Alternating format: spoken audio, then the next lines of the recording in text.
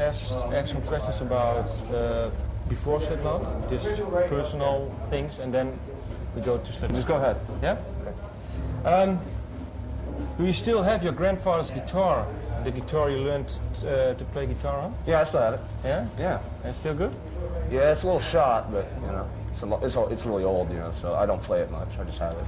And do you have a special bond with it? Well, of course, yeah, man. It's the first instrument I played, and you know, that was the first guitar I ever played. So, of course, yeah. Okay. And what was the first song you learned on the guitar? Oh man, I really never studied songs. I just kind of, you know, fucked around with it until I'm basically self-taught on it. So I never really played any songs. I started writing riffs at a young age. And what was the first riff song-based song you wrote yourself? Oh, you know, it was so long ago, man. I remember what song it was, and it was ended up being in one of my, you know, just metal bands in grade school. So, but it didn't really have a name. Okay. And do you still remember listening to your first Kiss song? It's a good question, actually. It was the first record I ever bought with my own money was Kiss Alive, so that would have been Deuce then. So. Okay. And then what struck you about it? Basically, it was just like the hype, you know, when I'm young and everything, you know, like hearing about this band and everything, and obviously their image, you know, was very striking at a very young age for me. So that was probably, you know, the reason for getting into them initially. Okay, and what is the now going to Slipknot? What is the break taught you about Slipknot? The break? Yeah, the break between Iowa and this album. I think what it taught us mostly is how important our band actually is to the music scene and the kids, you know, that support us. So we've never had as much fun as we actually, and enjoying the band as much as we are right now. We all, you know, I think we just have better communication skills with each other now and know how to give each other space. So that's what I would say the biggest thing that the break had taught us. So.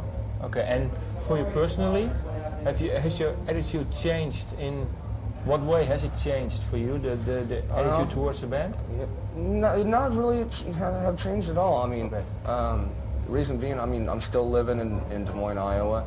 I haven't gone the LA or New York route. I still am pretty humble and pretty excited just to be able to play music, you know, and have so many people support what we do. So we're very fortunate in that way. And I think that, you know, we were a very needed band to be able to, you know, play all over the world for thousands and thousands of kids. So there'll definitely be more records, and it's just great to have that opportunity to play music for a living. Okay, and then what has Rick Rubin taught you about recording and making songs? Because I heard he played a big role, or? Yeah, for sure. Rick was cool. We just wanted a different type of guy to come in and have his like perspective on our music. And I think what Rick taught us mostly is the communication factor. He really didn't change our music too much. He just really wanted us. He knew how talented everyone was in the band and knew that we had more in us than just heavy all the way through. So this album is kind of like a movie. It has a start and a conclusion and a bunch of hills in between. So he was really helpful in that way. Can you name me one song where his influence is heard the most, maybe? I'd say Prelude, maybe the very first song that opens the record, because I mean it's not a heavy track. It just kind of leads you into the battle of what the record turns out to be. It was kind of cool. I thought, you know, not open the record completely just fucking heavy, you know, because I mean I think that it was expected, and I think the way it leads into Blister, you know, I think, you know, he had a really big influence. How does a Slipknot song normally come about? Is there one way? There's no formula to how we write songs. So maybe a guy has a whole song and it's good enough to where we hardly fuck with it. Just everyone puts their stamp on it. Other times it's all of us in a room jamming together. There's no format of how we write the music at all. And was it already written? I mean, was it the same with the first album and the second album? Yeah, it's all. It's all of them. Yeah. And for you personally, how do you write songs? Is there? I have a weird secret of how I write songs, but I mean I don't really want to say it. I never sit down saying, oh, I'm going to write a song. It doesn't work for me like that at all.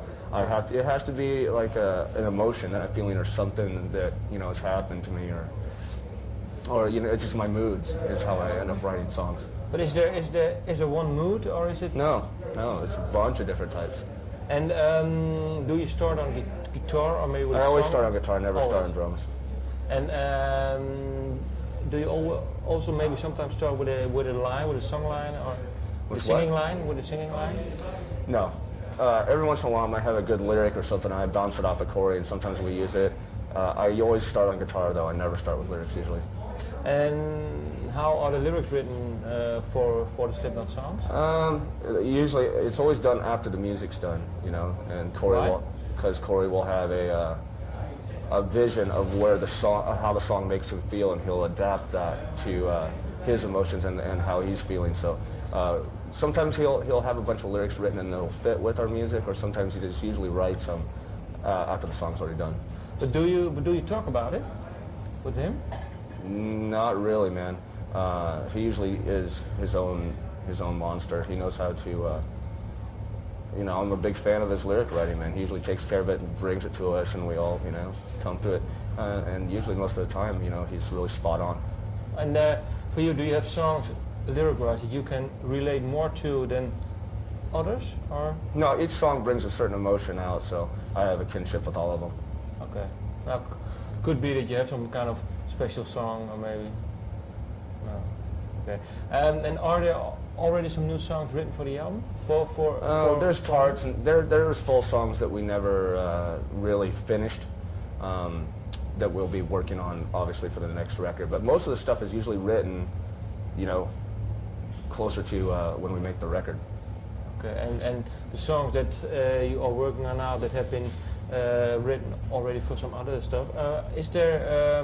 Why didn't you include them on the previous albums? It's just, if it makes it, it makes it. If it doesn't, it doesn't. It just depends on if it works with the rest of the songs or not. Okay. And do you already have some plans for the new album? I mean, well, not really. Right now we're just finishing this record cycle, and then we're going to take a little break. Slipknot needs to go away for a little while, but I think all the fans are going to be happy to know that we are definitely making another record. This isn't the end. Okay. And last question about playing live. Did it change for you between, let's say, the tour for Iowa, after Iowa, and this tour? What have the changes been while touring? I just think that we're more. I don't know, man. We just love playing live. That's really what it comes down to, and we all have a high respect for each other and each other's talent. So I think that like I said, being able to get on stage and play music together is the best thing about it. Nothing's really changed. And for you, what is the best thing, playing live or seeing the crowd, man?